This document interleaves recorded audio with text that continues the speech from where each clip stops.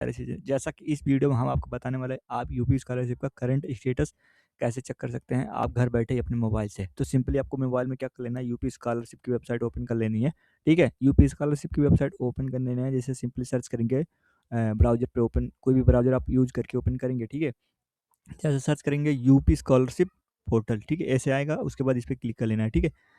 इस पे क्लिक करने के बाद थोड़ा-सा लोडिंग लेगा, लोडिंग लेने के बाद क्या होगा, खुल जाएगा, ठीक है? अब यहाँ से आपको क्या करना है, यहाँ से आना है, यहाँ स्टूडेंट वाले आइकन पे, स्टूडेंट वाले आइकन पे आना है। अगर आपने अभी तक फॉर्म नहीं भरा है, तो अभी तक न्यू रजिस्ट्रेशन का फॉर्म अभी तो ओपन है, आप कर सकते हो। अगर देखो, मैं लॉगिन फ्रेश, अगर आपने नया फॉर्म भरा है, तो उन लोगों के लिए मैं बता दूँ, जो लॉगिन फ्रेश जो होता है, फ्रेश का मतलब होता है कि नया फॉर्म आपने भरा, जैसे BTech, DElEd, polytechnic, ITI, diploma और एमटेक भी, एमसीए, जो भी सभी कोर्सेज़ हैं, यहाँ से आपको जो फ्रेश फर्स्ट ईयर में जो होते हैं, यहाँ से आपको फ्रेश लॉगिन होते हैं, जैसे पहले साल एंट्री लिए होते हैं, उन लोगों के लिए। और लॉगिन रिन्यूअल जो होता है, वो जो मतलब 1 साल में पढ़ चुके, दूसरे साल के लिए जो होता है, वो लॉगिन रिन्यूअल होता है। जैसे प्री मैट्रिक जो होता है, वो आपको कक्षा 10-11 10 वालों के लिए, सॉरी, कक्षा 9-10 के लिए होता है, और उसके पोस्ट मैट्रिक जो होता है, उसके ऊपर वाले, जैसे 11-12 के लिए।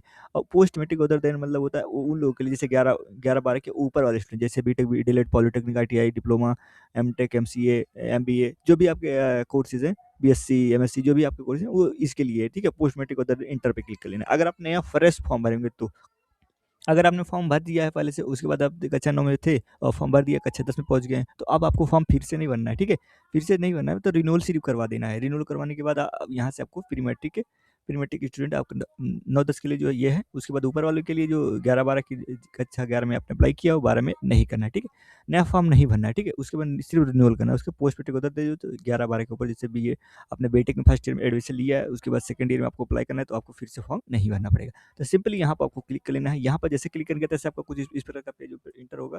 इस प्रकार का पेज ओपन होने के बाद आपको सिंपली यहाँ पर अपना रजिस्ट्रेशन नंबर डालना है, ठीक है? ओटीआर नंबर डालना है, जो आपने पहले से एक बार ओटीआर नहीं किया होगा, तो अभी तक आपको कर लीजिए, अभी तो बहुत सारे ठीक। और यहाँ से आपको ये सब कर लेना है। ये सब करने के बाद सिंपली आपको सबमिट करेंगे, जैसे सबमिट करेंगे तैसे आपको कुछ इस प्रकार का इंटरफेस ओपन हो जाएगा।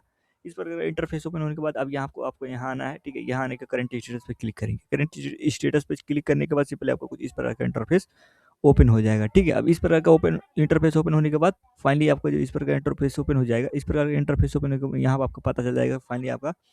वैसे इसकी मैं बात करूँ, तो ये जो आपका आज देखो कितनी तारीख, आज 25/12/2025, आज 25 तारीख है, ठीक है? 25 तारीख के डेट में अब यहाँ से आपको अपना पता कर सकते हैं फाइनली आपका स्कॉलरशिप वेरीफाई हुआ है, रिजेक्ट हुआ है, फॉरवर्ड हुआ है, क्या हुआ है। जैसे इस लड़के का मैं बात करूँ, तो इस लड़के का जो है फाइनली जो है वन टाइम रजिस्ट्रेशन जो है वो फाइनली 30/8/2025 को कर दिया गया था। उसके बाद जो रजिस्ट्रेशन जो है कंप्लीट था, उसके बाद फाइनल सबमिट जो 8-10 इतने को किया, उसके बाद फाइनली इस लड़के का फॉरवर्ड भी कर दिया गया है, ठीक है? फॉरवर्ड कर दिया गया, उसके बाद नीचे यहाँ दिखा इतने सारे चढ़ो, तो फॉरवर्ड हो गया। फॉरवर्ड होने के बाद सिंपली अपडेटेड एजेंसी, यहाँ मेन स्टूडेंट का काफ़ी सारे स्टूडेंट का यहाँ से रिजेक्ट भी हो रहा है, तो एक बार अपना स्टेटस चेक कर लो, उसके बाद कॉलेज से बात कर लो, ठीक है? वहाँ से आपका सही कर देंगे।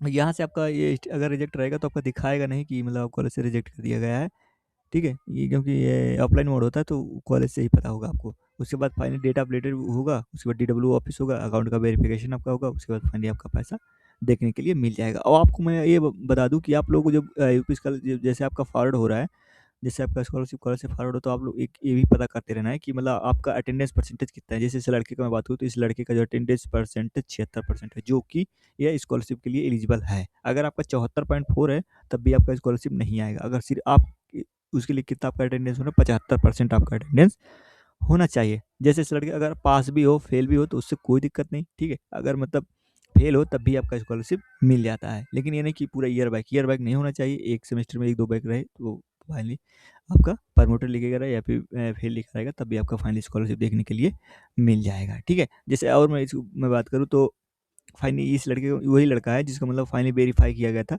8 तारीख को फाइनली 8/11 में वेरीफाई किया गया। उसके बाद 8-10 में जो इसका ये किया गया, उसके बाद फाइनली वेरीफाइड कर दिया गया। वेरीफाइड होने के बाद फाइनली इसका देखो, यही वाला लड़का है, इसका फाइनली भेज दिया गया, ठीक है? ये वही लड़का है जिसका फॉरवर्ड किया गया है, ठीक है? आप यही है, ठीक है?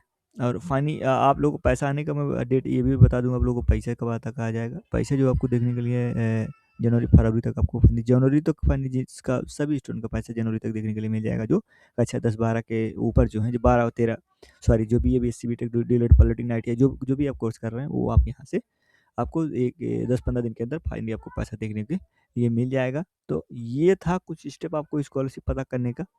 ठीक है, ये था आपको कुछ स्कॉलरशिप पता करने का नया स्टेटस की 2025-26 में आप लोग जो है यूपी स्कॉलरशिप का फॉर्म कैसे चेक कर सकते हो कि आप तक पैसा जो है कब तक आएगा, कितने पैस मेरे स्टेटस में क्या हुआ, स्टेटस में मेरे वेरीफाई हुआ, रिजेक्ट हुआ क्या है, यहाँ से आप अपना स्कॉलरशिप पता कर सकते हैं। ठीक है, तो आशा करता हूँ आपको वीडियो अच्छा लगा होगा। अगर अच्छा लगा हो तो इसे बार लाइक भी कीजिएगा, और मतलब कोई भी प्रॉब्लम हो तो आप लोग कॉन्टेक्ट कीजिए, मैं तुरंत आप लोगों को आंसर देता रहता हूँ। आप लोग एक कमेंट आपके लिए मेरे लिए आप एक कमेंट किया, मैं तुरंत उसका आंसर दे दूंगा। ठीक है, तो आज के लिए बस इतना ही, और नया कुछ अपडेट आएगा तो मैं तुरंत बताऊंगा, नया अपडेट आता है मैं तुरंत बताता रहे, तो आपको मेरे चैनल पे सब्सक्राइब करना है। तो इस वीडियो से जुड़ने के लिए आप सभी लोग को बहुत बहुत धन्यवाद। Thanks for watching this.